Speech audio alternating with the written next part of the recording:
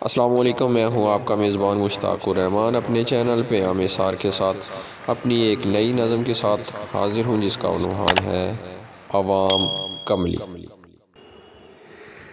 70 ਸਾਲਾਂ ਵਿੱਚ ਖਾਲੀ ਸ਼ੋਰ ਮਿਲਿਆ।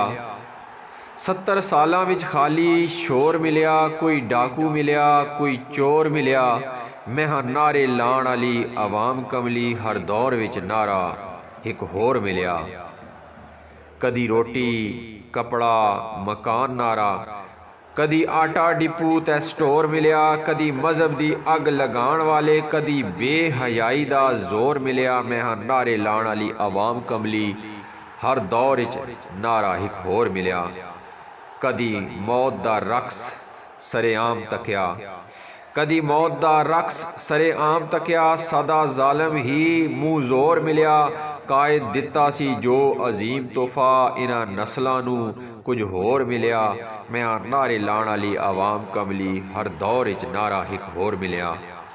ਕਦੀ ਅਦਲ ਇਨਸਾਫ ਦੇ ਰਾਗ ਗਾਣੇ, ਕਦੀ ਅਦਲ ਇਨਸਾਫ ਦੇ ਰਾਗ ਗਾਣੇ। ਕੋਈ ਨੈਬ ਤਰੋੜ ਮਿਲਿਆ। ਕੋਈ ਚੋਰ ਮਿਲਿਆ, ਕੋਈ ਮੋਰ ਮਿਲਿਆ, ਕੋਈ ਮੋਰ ਮਿਲਿਆ ਫੇਰ ਚੋਰ ਮਿਲਿਆ। ਮੈਂ ਹਾਂ ਨਾਰੇ ਲਾਉਣ ਵਾਲੀ ਆਵਾਮ ਕਮਲੀ।